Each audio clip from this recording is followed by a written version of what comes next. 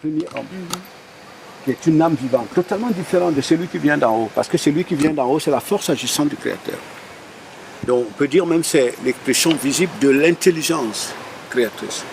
Donc il a le pouvoir de ne pas se soumettre au vouloir de Satan, ne que se soumettre au vouloir de son Père.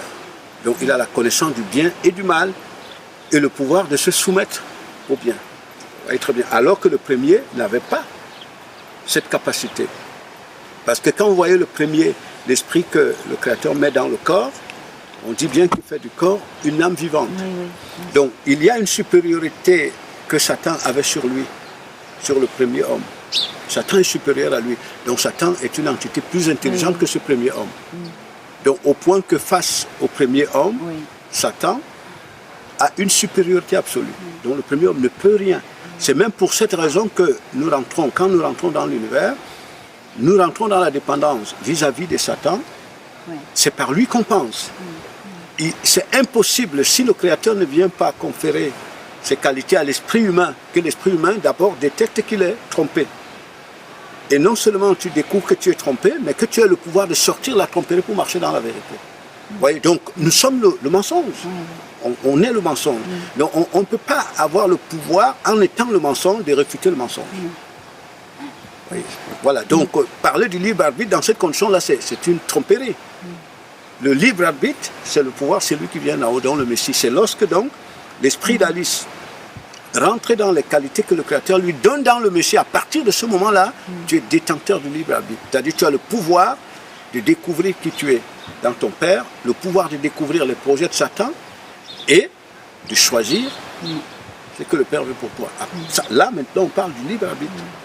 Vous voyez?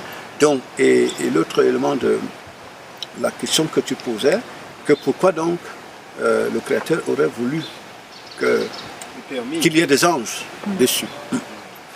Un de tes élèves a posé cette question-là hier. Bon, en fait, la réponse est que Satan même, l'idée de faire l'homme à la réplique du Créateur existe avant Satan. L'idée de l'homme existe avant Satan. Voilà. Donc, on le trouve dans, par exemple, Proverbe, lorsque le Messie dit qu'il est la première créature de son Père, il dit « Avant que mon Père m'appelle à l'existence, même ses premières créatures, moi je suis. » Or, matériellement, l'homme n'existe pas. Donc, ce qu'il nous révèle là, c'est le projet que le Créateur a pour l'homme. Le projet de l'homme, qui existe avant toute chose. Donc, l'idée de l'homme, donc, émane du Créateur. Ça veut dire que l'homme, la racine de son destin ou de son existence, c'est le Créateur. Il doit y accéder. Bon, ce qui revient donc à dire que si l'idée de l'homme existe avant Satan, avant notre univers, ça veut dire que et Satan et l'univers ne sont venus à l'existence que pour participer à la réalisation de l'homme. D'accord. Ouais. Pour le glorifier. Voilà, c'est comme ça.